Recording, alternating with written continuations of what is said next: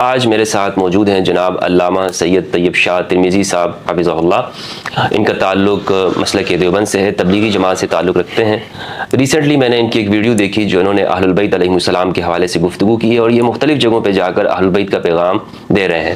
تو میں نے سوچا کہ آج ان سے ملاقات ہوئی ہے، اس موقع کو غنیمت جانتے ہوئے ان سے کچھ نشست کرتے ہیں تاکہ اہل البیت کی بات کی جا سکے۔ بہت شکریہ علامہ صاحب، السلام علیکم ورحمۃ اللہ۔ وعلیکم السلام ورحمۃ اللہ وبرکاتہ۔ کیا حال ہیں آپ کے؟ شکر الحمدللہ، اللہ تعالیٰ کا کرم۔ مزاج ٹھیک ہے آپ کے؟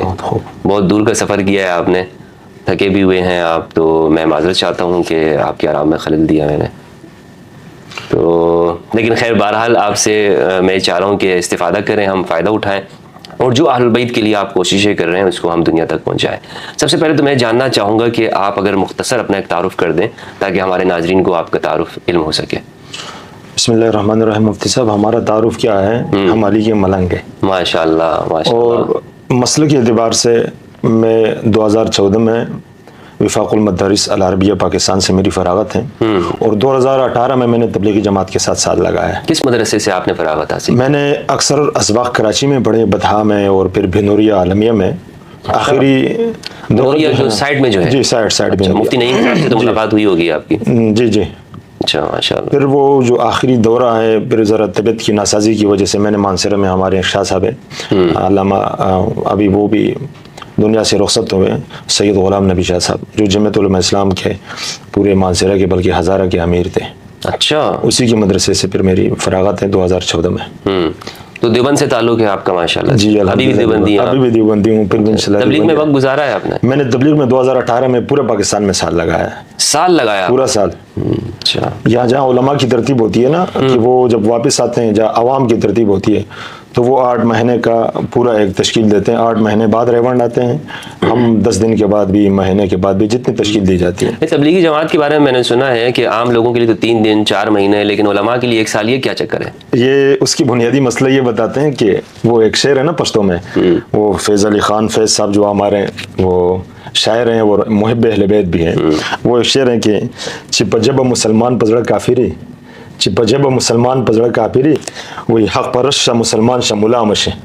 یعنی جو مولوی کے اوپر سال اس لیے لگاتے ہیں کہ یہ لوگ سدھر جائے، ان کے اندر اعتدال آ جائے، ان کے اندر نرمی آ جائے، ان سے جو ہے نا وہ اندر کی جو سختی ہے نا وہ ختم ہو جائے۔ مولوی سدھر جائے تو عجیب بات نہیں ہے، تو بڑی بات ہے۔ مولوی تو دوسروں کو سدھارتے ہیں نا، خود کیسے سدھر جائے؟ تو اب اگر آپ دیکھیں کہ پاکستان کے اندر یا جہاں بھی ایسے حالات ہوتے ہیں، بنیاد مرکز یہیں ٹھہرتے ہیں۔ آپ نے تو سوشل میڈیا سے منسلک آدمی ہیں آپ۔ نہیں آپ بتائیں، میں تو خیر بتاتا رہتا ہوں، لیکن میں چاہ رہا ہوں کہ آپ کے علم سے ہم فائدہ اٹھائیں نا۔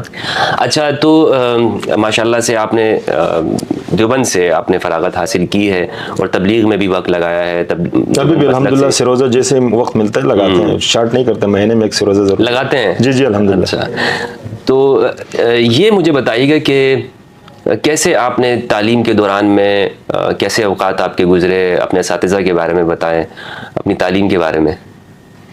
تو تعلیم کے بارے میں آپ کو کیا بتائیں کہ یہ جو من کنت مولا والی حدیث مبارکہ ہے، اور پھر خصوصاً لوگ اعتراض بھی کرتے ہوں گے کہ جس انداز سے ہم ابھی سن رہے ہیں، آپ جیسے محبان اہل بیت سے یا دوسرے جو ہمارے علماء اہل سنت ہیں، اس انداز میں ہم نے نہیں سنا کبھی۔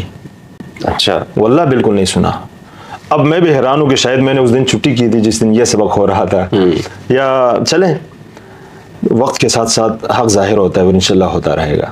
اچھا، اور دوسرے ہمارے اساتذہ، جی فرمایا۔ جی ہماری اساتذہ کی ترتیبیں تو میں سمجھتا ہوں کہ جو شروع سے ایک ترتیب چلی آ رہی ہے، یعنی حق تلاش کرنے کو آپ کو موقع نہیں دیا جائے گا، جو بزرگ نے فرمایا وہی حق ہے۔ اس سے آگے پیچھے ہو گئے ہیں، آپ بے ادب بھی ہو گئے ہیں، آپ جو ہے نا شیعہ بھی ہو گئے ہیں، آپ بریلوی، پتہ نہیں آپ مسلک سے ہی نکل گئے۔ حالانکہ دلیل کے ساتھ آپ نے کسی بات کو کرنا یہ آپ کا حق بنتا ہے۔ تو یہ سلسلہ ہمارا مدرسوں میں یہی ہوتا ہے۔ تو آپ نے اپنے ماشاءاللہ سے 10 سال جو مدرسوں میں لگائے ہیں، آپ نے یہ حدیث نہیں سنی تھی من کنت مولا والی؟ جس انداز سے یہ جہاں جس کا ترجمہ ہے، یا اس وقت یہ غدیر کے موقع پر حضور علیہ الصلوۃ والسلام نے مولا علی کا ہاتھ بلند کر کے کیا فرمانا چاہا، کیا بتانا چاہا، یہ جو تشریح ہے ہم نے نہیں سنی کبھی کہ اس طرح تشریح اس کی ہوتی ہے۔ کیا تشریح کیا سنی ہے آپ نے اگر سنی؟ تو وہ فارسی کا ایک شعر ہے نا کہ فرمود مصطفیٰ بمقام غدیر خم मौलाए ग़ुलामान मोहम्मद अली अली, आसाक़ी कौसर के बफ़ैज़ान नबूवत, मखमूर दो चश्मान मोहम्मद अली अली। इसी फ़ारसी के शेर में फरमाते हैं कि मौला अली यानी फरमोद मुस्तफ़ा बमुक़ाम ग़दीर खुम मौलाए ग़ुलामान मोहम्मद अली अली। हमने तो अभी ये तशरीह सुनी है कि जो भी हुज़ूर अलैहिस्सलातु वस्सलाम के जो ग़ुलाम है वो सब उन सब के आका वो मौला अली अलैहिस्सलाम है। तो इसी अंदाज से कि इसी गदीर में उनकी मौलायत, उनकी विलायत का ऐलान, उनकी आका होने का ऐलान, सरदार होने का ऐलान। नहीं तो देवबंदी तो हज़रत माज़रत से इस चीज़ को नहीं मानते हैं, फिर आप कैसे मानते हैं? तो अभी ये गदीर का मसला चल रहा है, गदीर का वाक़या इतना बड़ा वाक़या हो गया। आप देखते हैं कि अभी हज़रत उस्मान गनी की शहादत की बातें हो रही है 18 ज़िलहज की। चले अगर हज़रत उस्मान गनी की शहादत पहले तो है ही नहीं 18 को, अगर 18 को है भी तो फिर ये गदीर का इतना बड़ा ऐलान, उसके लिए कम से कम एक लफ्ज़ आप बोले, ये क्यों नहीं बोलते हैं?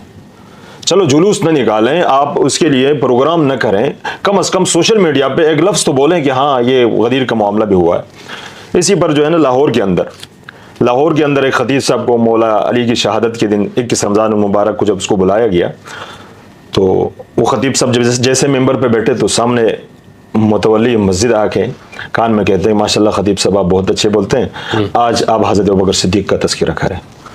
खतीब साहब हैरान हो गए, मुतवल्ली मस्जिद है, सारी चीज़ें उनके हाथ में हैं, अगर मेरी कोई खिदमत होती है वो भी इनके हाथ में है। खतीब साहब ने उनकी हुक्म की तामील करते हुए पूरा खिताब हज़रत अबू बकर सिद्दीक़ के शान पे कर दिया। फिर आखिर में एक जुमला कहा कि आज मौला अली की शहादत का दिन है और आज मैंने मौला अली की शान में ज़िक्र खैर करना था, लेकिन वो कोने में जो मुनाफिक है ना, उसकी वजह से मैं आज हज़रत अबू बकर सिद्दीक़ का तज़किरा कर रहा हूँ। और फिर कहा कि ये मिसरा लिख दिया कि शोख ने महराब मस्जिद पर, ये मिसरा लिख दिया कि शोख ने महराब मस्जिद पर ये नादा गिर गए सजदों में जब वक्त क़याम आया। यानी आज तो मौला अली की शहादत का दिन है, लेकिन वो अबू बकर सिद्दीक़ का तज़किरा भी सवाब है, उनका तज़किरा ज़िक्र खैर करना भी हमारी जिम्मेदारी है, लेकिन अब क़याम का वक्त है और ये मुनाफिक सजदों में गिरने की कोशिश करते हैं। तो इसी तरह आज 12 ज़िलहज बेशुमार, आप जानते हैं कि बेशुमार अहादीस हैं या नहीं है, बेशुमार रिवायात हमारे अहले सुन्नत के मसादिर में भी है कि हज़रत उस्मान गनी की शहादत जी सही रिवायात 12 ज़िलहज को है, लेकिन आज फिर भी 18 को क्यों मनाया जाता है? ये बुग़्ज़ अहले बैत, ये तो और क्या है? इसलिए इमाम शाफ़ी रहमतुल्लाह अलैह ने फरमाया, इज़ा ज़करू अलियन औ बनी हिफाजर बाज़हुम ज़िक्रा सिवाहुम फ़ाइक़न अन्नहु इब्नु सलक़लक़िया।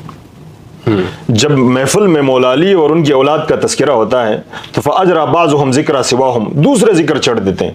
अब हज़रत उस्मान गनी से हमारा दिली प्यार है, हम हुजूर की हर निस्बत से मोहब्बत करते हैं, हर निस्बत बुलंद व बाला है हमारे लिए, लेकिन जहाँ अहले बैत का तज़किरा होता है इनका जिक्र क्यों छोड़ दिया जाता है? इसलिए तो फ़ाइक़न अन्नहु इब्नु सलक़लक़िया, तो जान लीजिए कि वो बदज़ात है। तो ये है अहले बैत, वल्लाह बहुत ज़्यादा मज़लूम है। नहीं तो हज़रत आप क्या समझते हैं कि जब हम अहल बैत की बात करें तो इस पे तो फ़ख्र होना चाहिए था ना हमारे, यानी अहले सुन्नत को, देवबंदी हों, बरेलवी हों, अहले हदीस हों, ये शख्स अहले बैत की बात कर रहा है, यार ये हमारा सुन्नी है, हम अहले बैत को ज़्यादा मानने वाले हैं, लेकिन इसका उल्टा हमें नज़र आता है कि वो ये नहीं कहते कि यार ये देखो हम अहले बैत का ज़्यादा तज़किरा कर रहे हैं, बल्कि वो ये कहते हैं कि ये बंदा राफ़ज़ी शिया होगा। इसकी क्या वजह? मुफ्ती साहब, बुग़्ज़ की कोई हद होती है, बुग़्ज़ की, और उसकी बुनियादी वजह बताऊं कि मैंने आपको भी कहा और अल्हम्दुलिल्लाह मेरा भी यही अक़ीदा, यही गुमान है आपके ऊपर कि आप सहाबाए किराम से दिल से मोहब्बत करते हैं। दिल से, बिल्कुल बिल्कुल। लेकिन बुग़्ज़ अली में, बुग़्ज़ अहले बैत में, ये इनके पास एक चीज़ है, ये कच्चे फतवे लगाकर एक ही बात होती है कि लोगों से उसको बदज़न किया जाए, बदज़न किया, लोग उनके करीब ना आए। अगर लोग इनके करीब आएंगे फिर हकीकत सुनेंगे, जब हकीकत सुनेंगे उनकी दाल रोटी। मैं ये फ़िरक़ावारियत पे अगर आपकी इजाज़त हो एक बात करता हूं। बिल्कुल बिल्कुल। ये फ़िरक़ावारियत क्या है मुफ्ती साहब, को इसकी बुनियाद वजह है, फ़िरक़ावारियत की इजाद फ़िरौन ने की है।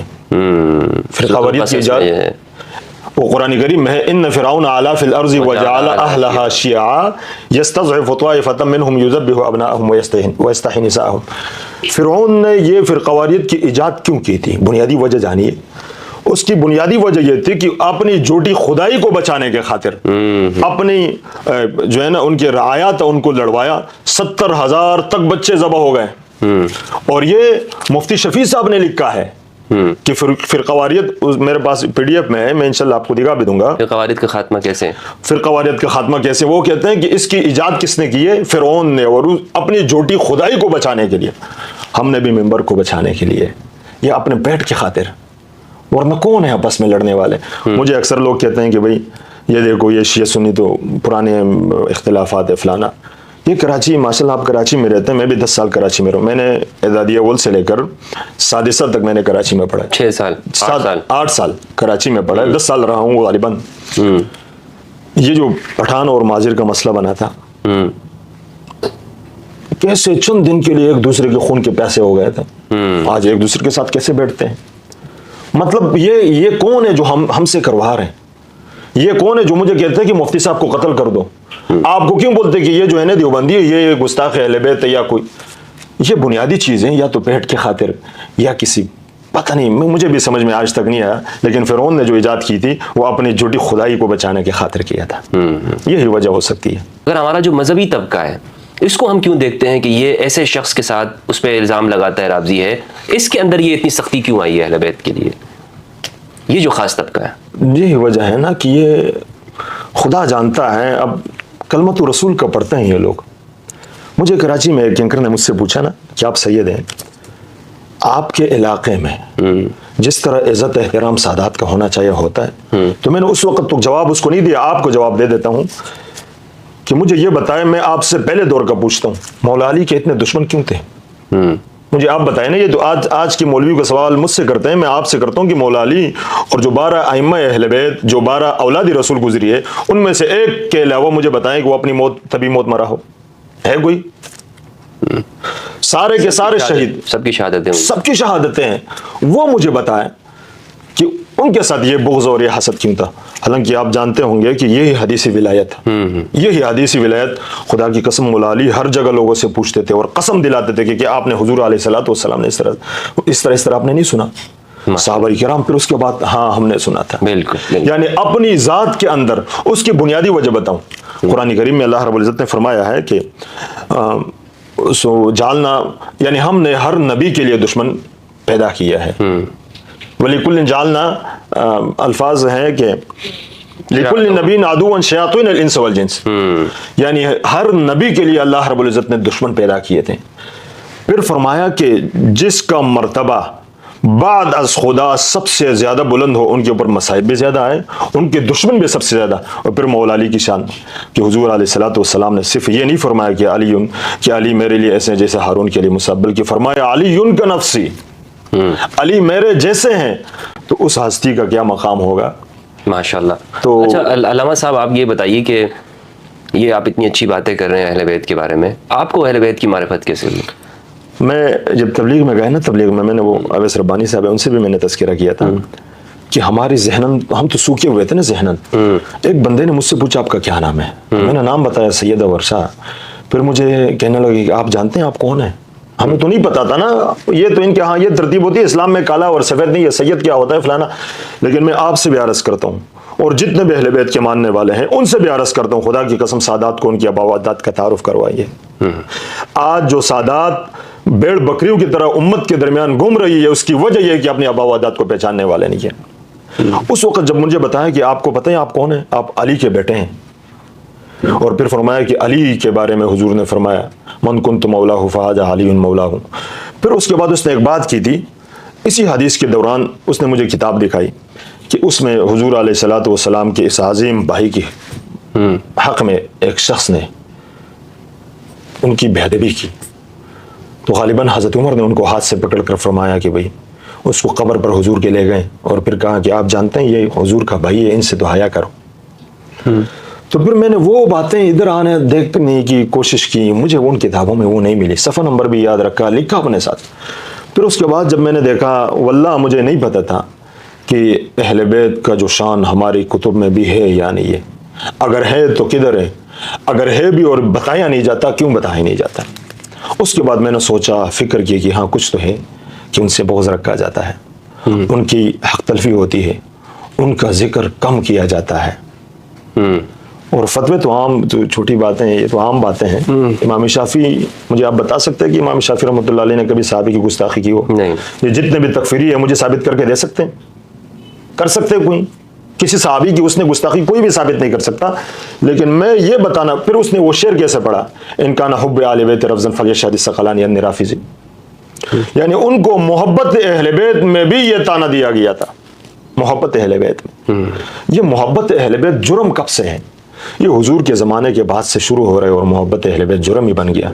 تو میں تو آپ کے سامنے اس کیمرے کی توسط سے وعدہ کرتا ہوں کہ میرا جینا مرنا سب کچھ اہل بیت کی، ماشاءاللہ انشاءاللہ۔ تو آپ کو کیا لگتا ہے کہ آپ کے جو علاقے ہیں وہاں پر سادات ہیں اور وہ اپنے آبا و اجداد کو پہچان لیں گے؟ بہت بڑی محنت کی ضرورت ہے مفتی صاحب، بہت بڑی۔ کم از کم جو ہمارے علماء ہیں وہ سننے کی، دیکھنے کی، سمجھنے کی کوشش ہی نہیں کرتے۔ میں ان سے کبھی کبھی کہا کرتا ہوں کم از کم میرے قریب آئے، میں کوئی جانور نہیں ہوں کہ تم لوگوں کو کاٹ دوں گا۔ اگرچہ شکل میری ڈراؤنی ہوگی لیکن میں اندر سے اتنا سخت نہیں ہوں۔ قریب آئیں، دیکھ لیں، میں آپ کو کتابیں دکھاتا ہوں، یہ کتاب لے لیں، پڑھ لیں۔ حضرت ابو طالب علیہ السلام یہ زندگی میں ہمارے اوپر، ہمارے آبا و اجداد یعنی زندگی گزر گئی، سب ان کو ممبر پہ کھڑے ہو گئے، حضور کے چچا کو، علی کے بابا کو یعنی کفر جیسی گالیاں بکتے ہیں، نہیں بکتے، ہمیں تو درد ہوگا۔ میں نے یہ اسن المطالب کتاب دہلان مکی رحمۃ اللہ علیہ نے بڑی خوبصورت انداز میں لکھی ہے، ایک مولانا صاحب کو میں نے دی، میں نے بولا بھائی جان اس کو 3 مرتبہ پڑھ لیں، پھر میرے گھر میں آ کے چھوڑ دیں، مجھے کچھ بھی نہ بتائیں۔ پھر اس نے بتایا کہ بھئی ہاں اس میں تو ایسی ایسی باتیں ہیں، یہ کتابیں دکھائیں۔ میں ان سے یہ کہتا ہوں کتابیں پڑھ لیں بھائی جان، میں غلط ہوں مجھے بتائیں، بھی شاہ صاحب آپ غلط ہیں، لیکن مجھے بھی غلط نہیں کہتے ہو، خود بھی کتابیں نہیں دیکھتے ہو، اس کا کیا ہوگا؟ اسی طرح جہالت میں رہیں گے۔ صحیح۔ آپ جب مدرسے میں تھے یا پہلے کی میں پوچھنا چاہوں گا، تو پاکستان میں شیعہ سنی آپ کو پتہ ہے کہ یہاں پر رہتے ہیں اور یہاں پہ ایک اچھی فضا ہے کہ آپس میں تعلقات بھی قائم ہیں، رشتہ داریاں بھی ہوتی ہیں، غم خوشی میں بھی شریک ہوتے ہیں، لیکن یہاں پر بدقسمتی سے فرقواریت کو ہوا دی جاتی ہے۔ تو آپ کیا کہنا چاہیں گے اس حوالے سے کہ شیعہ کے بارے میں آپ کی سوچ کیا ہے اور کیسے بدلی ہے؟ میں 10 سال مفتی صاحب سپاہی صاحبہ میں رہا ہوں، جو مجھے جانتے ہیں سنتے ہیں ان کو پتہ بھی ہے، سارے میرے دوست ساتھی ہیں، لیکن اس کے بعد میں نے دیکھا کہ یہ مسئلے کا حل نہیں ہے۔ شیعہ کو مسلمان سمجھتے تھے آپ پہلے؟ مسلمان کدھر سمجھتے تھے مفتی صاحب؟ نہیں، کیا یہ تکفیری شیعہ کو مسلمان سمجھتے ہیں؟ اچھا، میں ابھی بھی خدا کی قسم صحابہ کا سپاہی ہوں۔ اب اگر تو نہ مانے تو 10 بار نہ مانو، تمہارے ماننے نہ ماننے میں میرے ساتھ کوئی واسطہ نہیں ہے، لیکن خدا کی قسم حضور کی ہر نسبت میرے لیے بلند بالا ہے، اور ان صحابہ کا کوئی بہترامی کیسے کر سکتا ہے مفتی صاحب، جس نے حالت ایمان میں حضور کو دیکھا اور پوری زندگی اسی پر گزاری اور اسی میں جان دے دی۔ صحیح ہے۔ ان کا کوئی منکر ہو سکتا ہے؟ نہیں ہو سکتا۔ تو ہم پر یہ تانے لگا کر ہمیں ڈرایا جاتا ہے، دھمکایا جاتا ہے۔ میں یہی چاہتا ہوں کہ صلح ہو ہمارے اندر۔ اچھا، تکفیر کا جو مسئلہ ہے نا، وہ ماشاءاللہ آپ مجھ سے زیادہ سمجھتے ہیں، میں تو 1 سال ہو گیا جب سے مطالعہ کر رہا ہوں یا کچھ بھی کر رہا ہوں۔ ابھی مسلمان سمجھتے ہیں شیعوں کو آپ؟ نہیں، میں اصل میں ایمانیات کو دیکھتا ہوں۔ شیعہ سنی میرے لیے برابر ہے۔ مفتی تقی عثمانی صاحب ہمارے مفتی اعظم پاکستان ہیں۔ آمنت باللہ و ملائکتہ و کتبہ و رسولہ، اگر ان میں ایک چیز کا مفتی تقی عثمانی سے انکار کرے اور میرے کہتے میں وہ بھی کافر ہے۔ اگر ایمانیات کا انکار شیعہ بھی کرے وہ بھی کافر ہے، لیکن کسی مسلک کو کیوں ہم جو ہے نا نشانے پہ کریں؟ اگر تقی عثمانی صاحب قرآن کا انکار کریں تو آپ کے نزدیک وہ کون ہے؟ نہیں ٹھیک ہے، لیکن تکفیر جو ہے کسی کو کافر کہنا جی یہ درست نہیں ہے نا۔ تو بغیر کسی دلیل کے، بغیر کسی، کیسے آپ کہہ سکتے ہیں؟ ہم بھی تو نہیں کہہ سکتے۔ ہاں، جو ایمانیات کا قرآن کا منکر ہو وہ کافر ہے، جو اللہ کو مانتے، خدا کو مانتے، وہ تو امام ابو حنیفہ نے ہمیں سکھایا نا، جو ہماری قبلے کی طرف منہ کر گئے، قرآن کا وہ کیا الفاظ ہیں، قرآن کو بھی مانے، خدا کو بھی مانے، رسول کو بھی مانے، وہ کافر کیسے ہو سکتے ہیں؟ اب اگر شیعہ ہماری قبلے کی طرف منہ کرتے ہیں، قرآن کو مانتے ہیں، رسول کو مانتے ہیں، تو وہ کافر نہیں ہے نا۔ یہ مسئلہ ہے۔ صحیح، وہ کافر نہیں ہے۔ نہیں ہے نا، پھر وہ کافر کیسے ہوئے؟ امام ابو حنیفہ نے کیا فرمایا مجھے بتائیں نا آپ۔ جی، انہوں نے فرمایا کہ جس نے ہماری طریقے پہ نماز پڑھی، جس نے ہمارا ذبیحہ کھایا، جس نے ہمارے قبلے کی طرف نماز کر کے منہ کر کے نماز پڑھی، وہ مسلمان ہے، وہ مومن ہے۔ تو یہ تو اسی طرف منہ کر دیں میرے خیال سے۔ ہاں، لیکن اس کے اندر ہمارے ہاں علماء مزید تشریح بھی کرتے ہیں کہ صحابہ کی اور بہت ساری چیزیں بھی لے کے آتے ہیں۔ اینی وے، میں یہ چاہتا ہوں کہ آپ بتائیں کہ اس حوالے سے کچھ تبدیلی آپ محسوس کر رہے ہیں کہ پاکستان میں آئے گی، کہ لوگ ایک دن آئے گا کہ کوئی کسی کو کافر نہیں کہے گا، کسی کو کسی جان سے خطرہ نہیں ہوگا مذہبی اور مسلکی اعتبار سے؟ جیسے ابھی یہ سوات کے اندر ہوا ہے، ایک شخص کو بے گناہ وہاں پہ شہید کیا گیا، مارا گیا۔ اگر حکومت تکفیریت اور اس کا خاتمہ نہ کرے تو مشکل ہے کہ یہ دن آئے۔ हाँ, लेकिन आप जैसे उलमा या जितने भी उलमाए हक है, अगर वो उठें, खुदा की कसम कायनात बल्कि पूरी पाकिस्तान उनके हाथों में है। अभी अब मुझे बताएं, मौलाना फजल रहमान साहब बड़ी हस्ती है, अगर वो जमात वालों को हुक्म दे कि आप ये ना करें, तो ऐसा कोई है जो उनका मुखालिफत करे? सही नहीं कर सकता। ठीक है ना। अब ये जो हमारे डॉक्टर सईद इब्राहिम रईसी जो है ना शहीद हुए थे जिहाज में, ये हमारे अफगानिस्तान के तालिबान फातिह खानी खिलाए, बहुत सारे लोग खामोश रहे उनके आने की वजह से। उन वीडियो आपने भी देखी होगी। अहलुल बैत अलैहिमुस्सलाम के फ़ज़ाइल के हवाले से मैं चाहता हूँ चंद जुमले आप इरशाद फरमाएं। अहले बैत अलैहिमुस्सलाम की फ़ज़ाइल मुफ्ती साहब, ये हम भी जानते हैं कि मौला अली और अहले बैत की फ़ज़ाइल हैं किताबों के अंदर, ये अहले सुन्नत भी, लेकिन बताते ही नहीं है। बताते नहीं। अच्छा, मैं उसकी बुनियादी वजह बताऊं। एक तज़किरा दो हादीस के दरमियान कि हुजूर अलैहिस्सलातु वस्सलाम के बाद सहाबाए किराम के दरवाजे मस्जिद नबवी की तरफ खुलते थे, तो हुजूर अलैहिस्सलातु वस्सलाम ने फरमाया कि सारे दरवाजे बंद कर दो इल्ला बाबी अली। इस पर सहाबाए किराम ने तफसीरा किया, तो हुजूर अलैहिस्सलातु वस्सलाम मिंबर पर जलवा अफरोज हुए और खुतबा दिया। खुतबा के बाद फरमाया, माँ यानी मैंने किसी दरवाजे को न बंद किया न खोला है, वलाकिन इत्तबातुहु, यानी जो हुक्म मुझे मिला मैंने इसकी ताबेदारी की है। ये हदीस है। अली के दरवाजे के अलावा सारे दरवाजे बंद। अनवर शाह कश्मीरी रहमतुल्लाह अलैह लिखते हैं कि चलो इस हदीस का मकसद तो ये है कि हालत जनाबत में हो, हालत पाकी में हो, मस्जिद नबवी से हुजूर के लिए जाना मुरूर जायज़ था, वो मासूम थे। लेकिन परेशानी इस बात की थी कि चलो वो तो मासूम थे, पैगंबर थे, अली के लिए इजाज़त कैसे मिली? फिर वो देखते हैं कि मैंने देखा और सोचा कि आखिर क्या वजह हो सकती है। फिर फरमाने लगे कि मैंने अस्सियर मुहम्मदिया एक किताब है, उसमें मैंने देखा, अनवर शाह कश्मीरी फरमाते हैं कि उसके अंदर हज़रत मूसा और हज़रत हारून अलैहिस्सलाम ने एक मस्जिद बनाई थी। जी जी। और फिर हुक्म दिया था कि मेरे और मेरे भाई के अलावा कोई इस मस्जिद में हालत जनाबत में ना आए। तो फिर फरमाते हैं कि मैंने सही हदीस में देखा कि अली अंत बिमंज़िलति हारून मिन मूसा इल्ला अन्नहु ला नबिय्य बादी। तो फिर मैंने सोचा कि हाँ, अली के लिए इसी जगह से मुरूर इसी वजह से था कि वो अली वो हुजूर के भाई थे, जिस तरह मूसा और हारून के लिए भाई हैं। तो ये फ़ज़ाइल हमारे अहले सुन्नत की कुतुब में भी हैं। लेकिन मुफ्ती साहब आप जानते हैं कि बहुत ज़्यादा ये जो कराची में मुनाज़रा हुआ, एक दो बातें उस पर कराची में जो मुनाज़रा हुआ उसमें हमारे एक शाह साहब थे, आपसे भी दरख्वास्त करूँगा और सुनने वालों से भी दरख्वास्त करूँगा कि सादात की कमियाँ बेशियाँ उनके जद की खातिर माफ़ किया करें, और जो अच्छे हैं उनको खुदा की नज़र से देखा करे कि ये उनकी नबी की हाल है। अलबत्ता कमियाँ बेशियाँ बेहद है उनमें, लेकिन वो सैयद किरदार का सैयद नहीं है, सिर्फ नाम का सैयद है। किरदार का सैयद ये है कि वो अपने आबा व अजदाद को पहचाने। अब हमारे इलाके में 300 घर हम सादात के 300 घर हम हमारे सादात के 300 घर। अब आप बताओ, मुझे पता है जिस तरह मैं हूँ इस तरह वो भी है, सैयद है। लेकिन अगर उनको किसी चीज़ का पता नहीं होगा तो कोई मौलवी उठेगा कि भाई तुम सैयद ही नहीं, ये चीज़ है।